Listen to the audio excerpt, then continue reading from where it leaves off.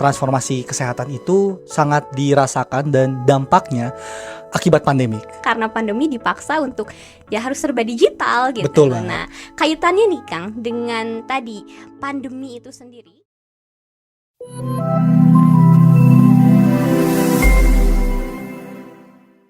Bismillahirrahmanirrahim. Assalamualaikum warahmatullahi wabarakatuh. Selamat sore menjelang malam, sahabat sehat semua.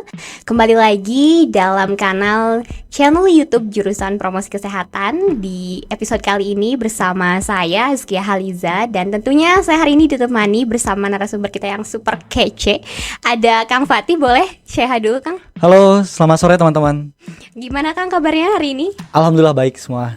Oke, by the way ini ya FYI teman-teman, sebetulnya hari ini Kang Fatih kebetulan jadi dosen tamu kita. Dan tadi menyimak paparan materinya hampir 3 jam loh Kang ya. Dari jam 1 sampai jam 4 gak kerasa banget. Mungkin boleh diceritakan dulu kepada penonton di rumah kesibukan Kang Fatih akhir-akhir ini apa? Oke, sekarang nama saya Patih Raja Hasta. Saya bekerja di Bio Farma sebagai Strategic Partnership and Marketing. Dan saat ini juga sedang ditugaskan juga di Kementerian BUMN menjadi staf Wamen 1 BUMN. Oke, keren banget.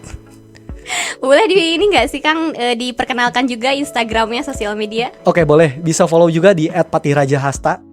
Dan juga ada komunitas juga yang lagi dibangun, yaitu @ringanbareng dan @foaksi_. Oke, mantap. Oke teman-teman, jadi kira-kira penasaran gak sih ada Kang Fatih hadir di sini? Kita akan membahas apa hari ini? Jadi hari ini kita akan membahas mengenai transformasi digital di Indonesia. Dan lebih dalamnya lagi, kira-kira akan ada poin-poin apa saja yang dibahas.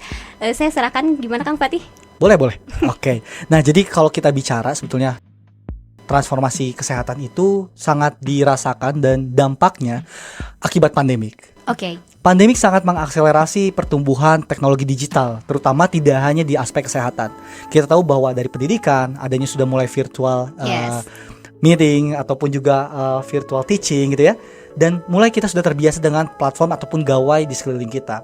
Dan tentunya perubahan perilaku tersebut, perubahan behavior tersebut mudah diadaptasi sehingga oleh masyarakat, sehingga digital literasi Indonesia pun meningkat saat ini. Dan tentunya untuk transformasi kesehatan itu pemerintah sudah concern untuk bagaimana memfasilitasi masyarakat untuk pelayanan yang terpadu dengan menyediakan advance-nya dari Citizen Healthcare Apps, yaitu biasanya kita tahu Peduli Lindungi kan.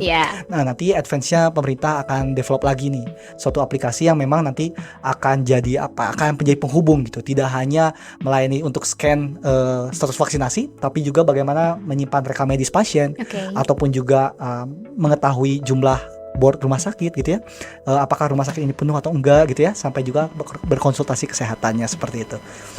Oke, sekeren itu ya nanti aplikasi Peduli Lindungi setelah ditransformasikan yang lebih keren lagi gitu. Betul. Penggunaannya untuk masyarakat di Indonesia gitu. Nah, berbicara tentang transformasi digital yang tadi sempat disebutkan terkait Peduli Lindungi, ini kan identik dengan pandemi ya. Betul. Ya, berarti ketika tadi dikatakan karena proses selama pandemi kemarin akhirnya mengantarkan kita, yang tadinya enggak deh, masih bisa kok tradisional gitu, cara tradisional, akhirnya karena pandemi dipaksa untuk ya harus serba digital gitu. Betul. Nah, kaitannya nih Kang dengan tadi pandemi itu sendiri, kenapa sih perlu ditransformasikan? Karena kan sekarang pandeminya udah berakhir loh. Betul. Kenapa harus dilanjutkan gitu istilahnya? Kan kita udah gak perlu nih ada online misalkan ada pendapat yang seperti itu. Nah, kenapa harus terus diupdate? Betul. Karena ketika kita bicara transformasi, kemarin ketika pada saat pandemik, ternyata informasi data pasien, tanggal lahirnya, terus juga status vaksinasinya, itu sangat berharga. Dan akan lebih baik lagi ketika kita menghimpun seluruh data dari pasien tersebut, atau transformasi dari e-health recordnya, atau e-medical recordnya menjadi terdigital. Dari medical record yang sebelumnya konvensional menjadi e-medical record atau e-health records. Karena apa? Mengcapture seluruh data kesehatan pasien ataupun masyarakat Indonesia. Karena apa? Ternyata data tersebut bisa kita utilisasi untuk memberikan pelayanan terbaik. Ada istilahnya namanya precision medicine. Seperti apa? Jadi bagaimana kita memberikan treatment terhadap pasien yang sesuai, yang tepat guna. Jadi permasalahannya gini, kita sekarang kalau misalnya ada yang sakit panas, itu di treatmentnya dengan obat yang sama, Ya. treatment yang sama. Karena apa tadi? Karena kita tidak memperhatikan hal-hal tersebut gitu. Kita akan bicara lebih lanjut lagi. Nanti ke depannya mungkin data kesehatan itu tidak hanya cuma data hasil lab yang biasa aja, tapi termasuk profil genetik.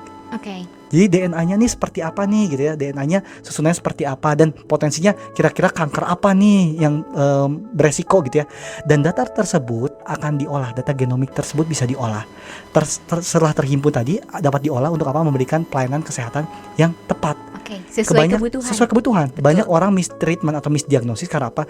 Belum diketahui penyakit, inti penyakitnya apa. Iya. Ternyata tubuh kita itu memiliki informasi. Tubuh kita memberikan sinyal, tubuh kita memberikan penanda khusus, sangat spesifik. Namanya tadi materi genetik tadi. Nah, DNA tersebut, kumpulan data DNA tadi akan dilihat yang mana yang potentially yaitu menjadi penanda sebagai suatu penyakit misalnya tumor, cancer. Nah, sehingga ketika pasien sudah dapat didiagnosis secara tepat, pengobatannya pun akan tepat. Karena sampai saat ini kita masih melakukan one fits all. Jadi mengobati misalnya ada orang cancer ya masih ada gamang-gamang gitu ya, pengobatannya masih sama. Atau misalnya ada orang sakit panas, yang umum kan panas ya, panas entah dia tifoid atau entah dia juga DBD gitu kan, masih agak nyaru nih, atau panas biasa. Nah, sehingga nanti spesifik pengobatannya nggak lagi cuman diberikan treatment yang sama aja general gitu. Kan nanti takutnya apa? Pengobatannya akan ada 4 skenario. Orang tersebut akan dikasih obat tapi obatnya nggak bermanfaat tapi malah toksik.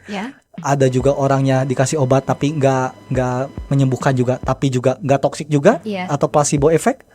Atau juga misalnya diberikan obat sembuh tapi ada side effect-nya. Dan harapannya apa? Orang tersebut diberikan obat namun tidak ada efek samping. Seperti itu. Itu harapan beyond dari precision medicine. Gitu. Jadi nanti sekumpulan data tadi, sekumpulan data genetik akan disimpan di satu server gitu ya, big datanya gitu ya, yang akan terhubung dengan segala big data tersebut akan terhubung dengan data rekam medis lainnya. Tidak hanya tadi data genomik aja, tapi akan bisa di cross sectional dengan data-data seperti demografiknya juga gitu ya, data pasien lainnya gitu ya, dan juga tadi data hasil lab, MCU dan sebagainya. Oke, jadi terintegritas semuanya. Betul gitu ya. sekali. Oke. Berbicara tadi ya soal transformasi digital, mengenai yang tadinya peduli lindungi ini hanya untuk COVID doang gitu ya. Orang pakai untuk scan di mall data-data vaksin ya, pernah positif atau enggak gitu. Sekarang ternyata jadi sebesar itu dampaknya, manfaatnya bisa dirasakan.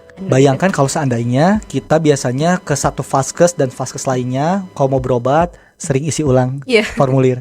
Dan kedepannya kalau semuanya seamless, karena apa? Semua data itu terintegrasi sehingga tidak usah melakukan duplikasi data atau waktu nakes itu banyak banget terbuang untuk mengisi data pasien. Iya, karena kita setiap ganti tempat berobat. Betul. Dan satu pasien aja banyak dokumennya. Iya. Betul, dan betul. Tidak hanya itu dari sisi medisnya, maksudnya dari sisi medisnya tadi sudah ya, efisiennya, terus juga dari pasiennya juga tertangannya pelayanannya juga jadi kurang optimal karena apa? Kita udah sibuk sama administratif, hal yang administratif. Dan dengan tadi digitalisasi membuat semuanya seamless, terekam dengan baik. Apabila ada kebakaran atau musibah ataupun kehilangan data, itu semua terrecord dengan baik, dapat ketertelusurannya. Dan permasalahannya ini juga bagaimana nih kita juga mengurangi tadi limbah kertas tentunya. Dan dengan tadi limbah kertas tadi kita juga menjaga lingkungan kita. Menjaga lingkungan kita berarti kita juga menjaga kesehatan Indonesia. Seperti Betul itu. sekali. Kepelayanan juga jadi berdampak gitu ya, jadi lebih efektif, lebih optimal gitu dengan adanya aplikasi ini. Betul, Pak. Keren ya.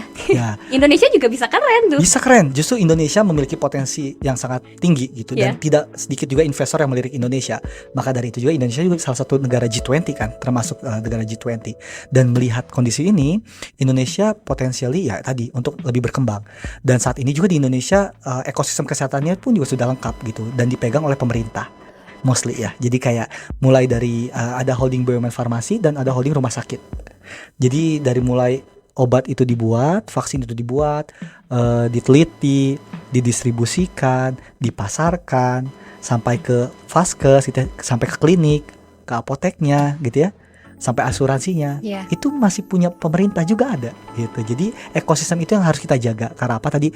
Untuk memberikan pelayanan yang seamless gitu. Jadi pasien merasakan lebih lebih cepat ditanganinya, sehingga dokter, perawat ataupun tenaga kesehatan lainnya dapat lebih optimal memberikan pelayanan. Karena apa? Waktunya terfokuskan untuk memberikan pelayanan yang prima.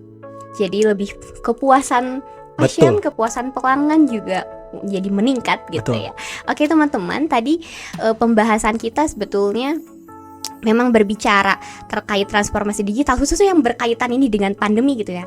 Kita masih melihat kemarin dampak yang negatifnya aja gitu di masyarakat. Oh pandemi begini. Tapi tanpa disadari gitu, ternyata inilah gitu hasil dari ketika memang kita terus berusaha untuk berkarya, berinovasi gitu ya, mengupdate gitu segala sesuatu hal yang akhirnya bisa kebermanfaatnya lebih dirasakan, khususnya untuk masyarakat, karena kita sebagai tenaga kesehatan ya untuk siapa lagi ya kalau Betul. bukan untuk masyarakat gitu.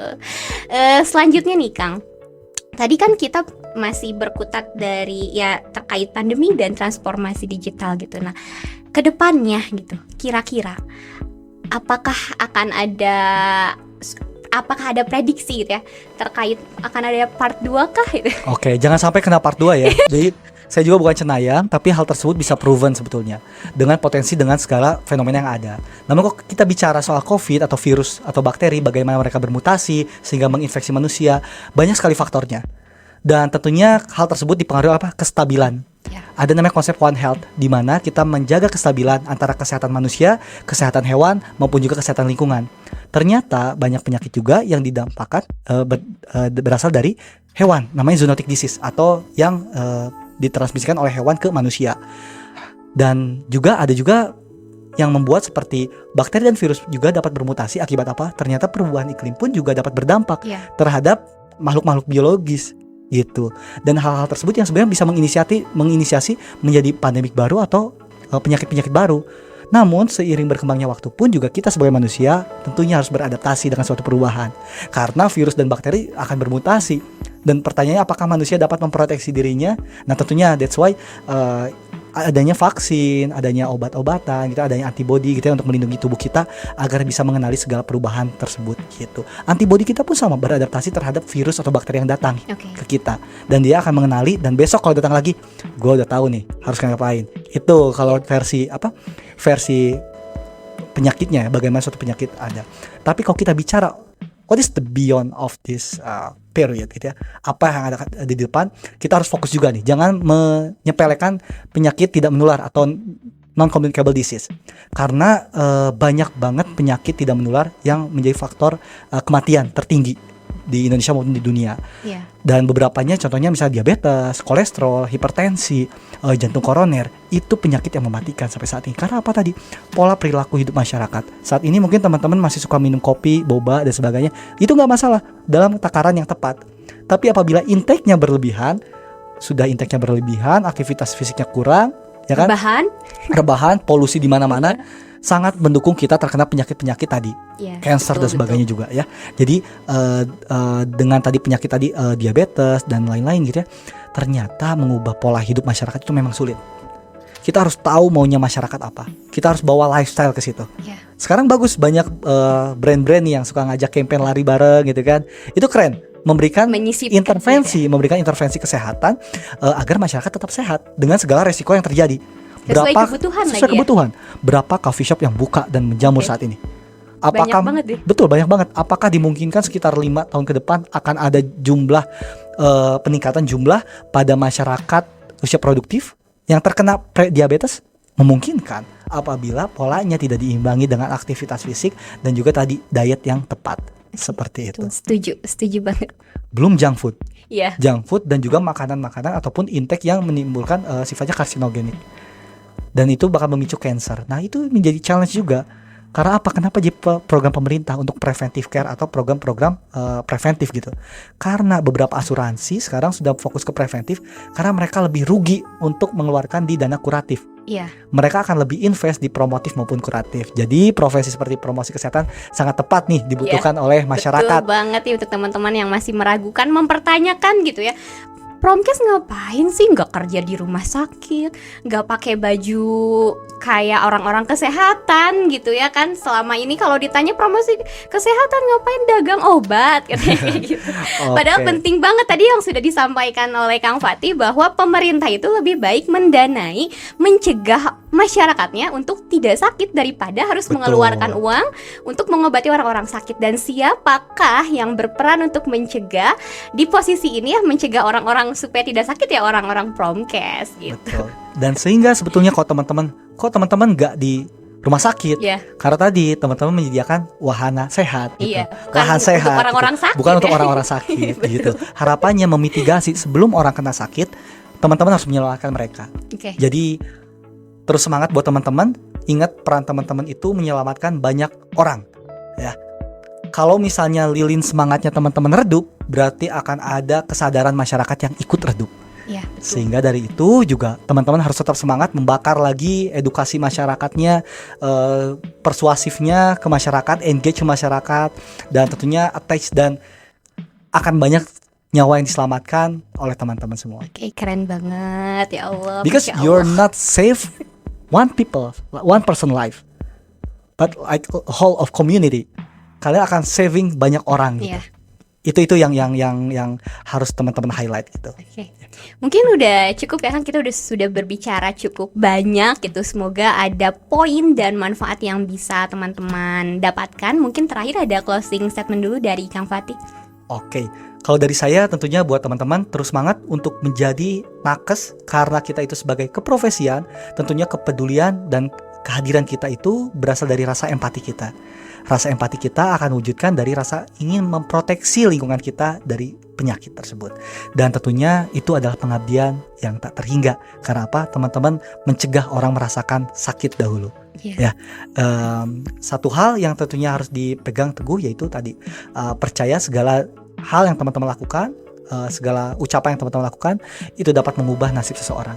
Jadi terus semangat sebagai profesi Promkes. Thank you. Oke, thank you Kang Fatih sudah berkenan Ya, untuk hadir makasih juga. dan memberikan ilmunya bersama kita. Terima kasih juga untuk teman-teman yang sudah menonton ini sampai selesai. Semoga bermanfaat. Saya Azkia Haliza dan Patih Raja Hasta. pamit undur diri. Terima kasih. Wassalamualaikum warahmatullahi Warahmatullahi wabarakatuh.